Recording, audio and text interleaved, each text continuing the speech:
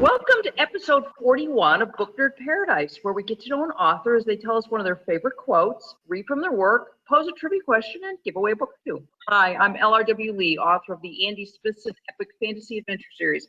And as always, if you haven't gotten a copy yet, please do get yourself an ebook copy of Book 1, Blast of the Dragon's Fury, as well as the prequel, Power of the Air's Passion. Well, today I'm excited to introduce YA fantasy author Roy Huff is our guest. Living in Hawaii, Roy is a research scientist, award-winning author, and teacher who overcame the hardship of a family plagued by severe poverty and mental illness. After graduating high school as valedictorian a year early, he moved to Hawaii at the age of 17 with only $100 pocket. Wow, it's pretty amazing. He has since earned 5 degrees in 4 different disciplines spanning liberal arts, history, education, and geoscience. He has worked on projects such as forecasting volcanic emissions from the Kilauea volcano and training on geostationary satellites.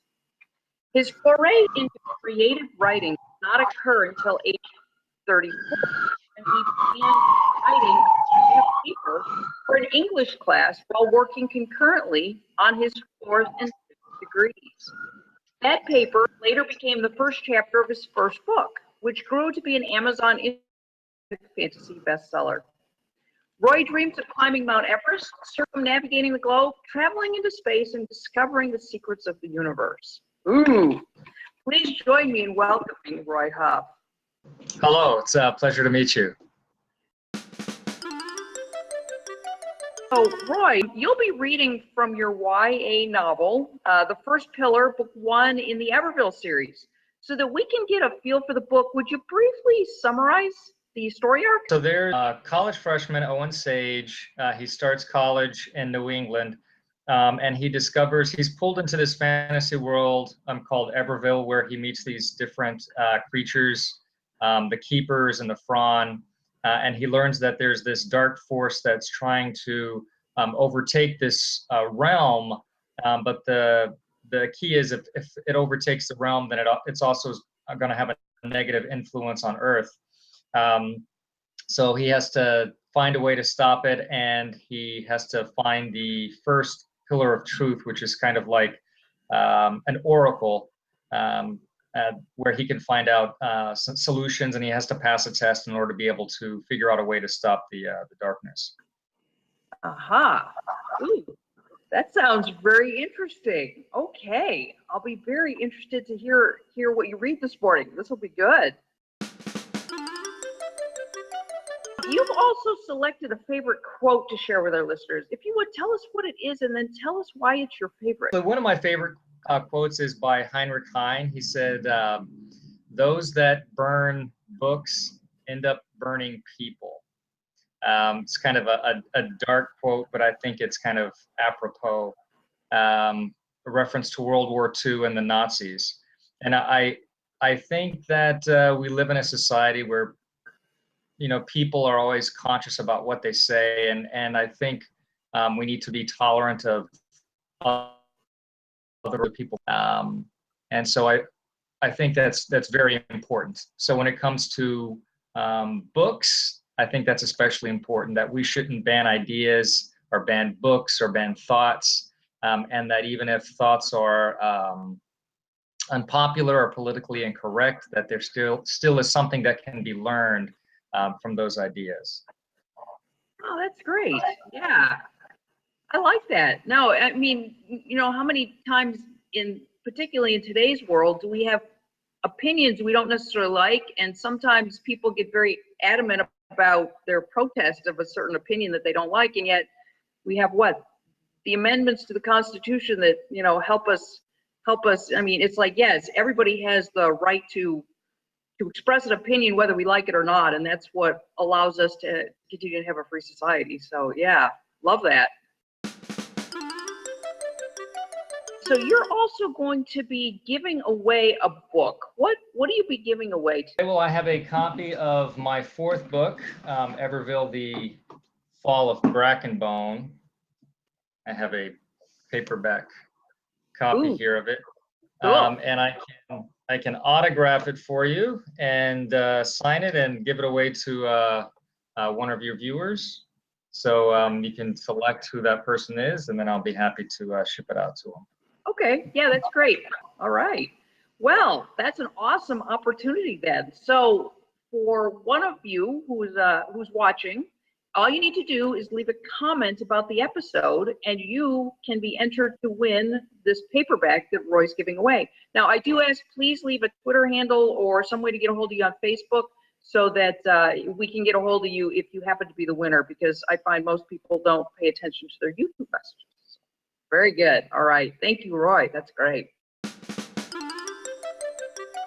And you'll be reading, as I said, from your novel, The First Pillar, which is book 1 in your Everville series. So would you briefly set up the portion you'll be reading from, and then go ahead and share with us? Okay, so this is from chapter 5. There's this kind of a place where the dark force has been pulling people or creatures from Everville into this realm, and every time somebody's pulled into this realm, they gain more power. So I kind of want to leave it up to the imagination what the realm is, but I'm going to go ahead and read a few paragraphs, and I'll let the listeners make their own opinion about this place. Okay. The sky was dull, dark gray. There was no sun, but a faint light directly below the horizon gave the sky enough illumination to make the land visible. The other in between was forever locked between half day and half night. I saw a gathering place in a great wilderness. The multitude of souls seemed infinite. In every direction one could see, the souls spread out over a seemingly barrenless wasteland. They were crowded together shoulder to shoulder and appeared motionless at first glance, making no progress in their movement. Looking closely, however, I could see almost an imperceptible motion. I noticed that it came as the masses adjusted to the new arrivals that continually appeared. The longer I looked, the clearer it became that the arrivals were appearing at a faster pace. There was no life in their faces. The eyes of the horde lacked any signs of emotion, but the masses somehow seemed to exude an unmistakable sense of sorrow. The sight made me sick to my stomach. I could smell the stench of despair, even though the masses themselves seemed completely unaware. My perspective of the horde began to shift. I could see the edge of the wilderness as new arrivals appeared. The wilderness itself expanded. It was getting bigger, and the longer I looked, the faster it grew. I could see a barrier around the vast wasteland. It seemed like an impenetrable void. Beyond the void, I could see 8 separate lands surrounding the wasteland. It was the center of a 9-part world, each separated by a void. Surrounding the 9-part world was another void that stretched as far as the eye could see. Then my consciousness was drawn to one of the souls in the void. It was Nisa, the wife of To. Her face was expressionless, like the rest of the masses. She gazed ahead with a blank stare, completely oblivious to her plight and the others around her. Well, that sounds like a very interesting place, I have to say. So we will definitely have to leave it up to our imaginations, won't we? Which definitely means we're going to have to read this book, huh? No, that's great. That's perfect. Our guest author last week, YA sci-fi author Marcia Fox, posed a trivia question for us. My question was, in the original Star Wars, A New Hope, what was the fictitious monster in a trash masher called? And the answer is a Dianoga. So Roy, you also have a trivia question for us. What is that? So the trivia question is, who is the third pillar of truth in the original timeline? Ooh, so in the Everville series. Yes. Cool. All right. So the third pillar of truth. Okay.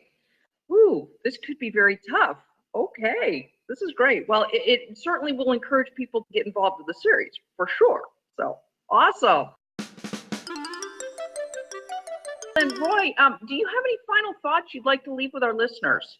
Yeah, if there's something that you want to do or you have a dream, I think you should go for the dream. I think a lot of times people tell us to be realistic in what our goals and dreams are. I think that's nonsense. I think you should be as unrealistic as you possibly can, and with the caveat that you make a plan on how to actually get to that ridiculous dream.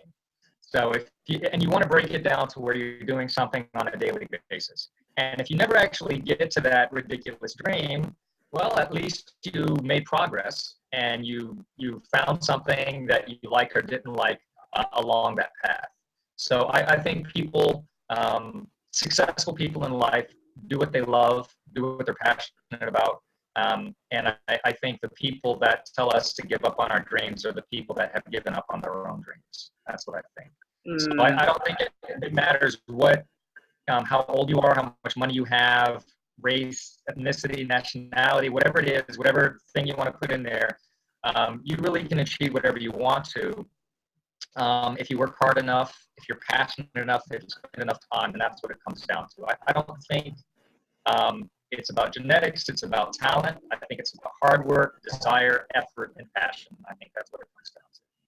So I would just encourage the listeners to find a passion, and that's the first step, is to find a passion. So if you don't know what you're passionate about, try different things, 20 things, 50 things, and when you find a few things that you're passionate about, hopefully one of them will work out for you.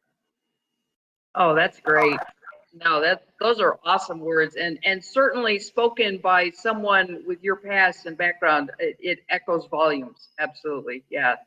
Thank you for those, because you certainly have achieved much, it seems. So very good. I hope you've enjoyed getting to know Roy Huff just a little bit.